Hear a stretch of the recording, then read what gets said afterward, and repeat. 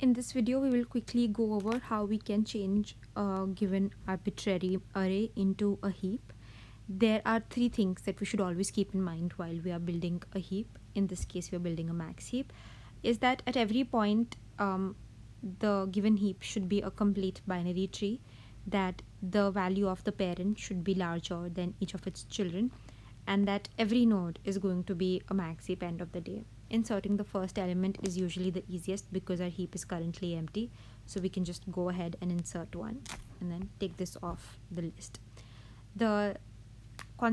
Subsequently, whatever elements we add to our heap, we just add them in such a way that we are able to form a complete binary tree.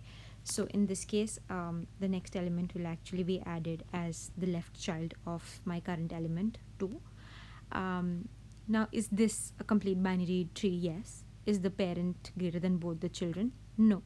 And because that is not the case, we are going to swap it, and then this is going to be our current heap. Now, does it follow all the properties of the heap? Yes, it does. So we can move on to the next element. Like I said, every element is inserted such that we can form a complete binary tree. The 3 gets inserted as the right child of 2. But is 3 smaller than 2? Nope. So that means currently it is not a heap, and so we are going to swap it. So 3, 1 remains as is, and then 2 becomes here. Now it satisfies all of the 3 properties of it being a heap, so we can finish 3 off and add the next element. For a new element to be added in our tree to still be a complete binary tree, it needs to be added as the left child of 1. So 4, and then we have 2 here. Now it is a complete binary tree, but is 4 lesser than its parent? It's not, so we're going to swap. So what this is going to look like is 3, 4, 2, and 1. As you can see, it is still not a max heap because 4 is still larger than 3, so we swap it again. So the heap at this time becomes 4, 3, 2, and 1. So now, is this a heap? Yes, it is, because it is a complete binary tree, and also each parent is larger than each of its children. So now we've inserted 4. Similarly, now we'll insert 5 and 6.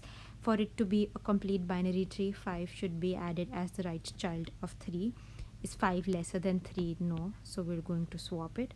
So the next step is going to look like 4, 5, 1, 3, and 2.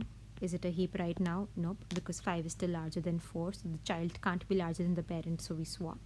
So it's going to be 5, 4, 1, 3, and 2. So the last element that we need to add is 6. So for this to be a complete binary tree after the addition of 6, we can add 6 as the left child of 2. 2 is not larger than 6, so we're going to have to swap. So 5, 4, 1, 3, 6, and 2. 6 is still larger than 5, so 6, 4, 1, 3, 5, and 2. And now you can see we are able to qualify for a max heap because every parent is larger than its children. So 6 is larger than 4 and 5, 4 is larger than 1 and 3, and 5 is larger than 2. It is a complete binary tree. Each of the nodes either has 2 children or it only has 1 children in case of 5. And then every node is actually a max heap. 4, 1, 3 forms a max heap, 5 and 2 forms a max heap, 1, 3, and 2 form a single element max heap.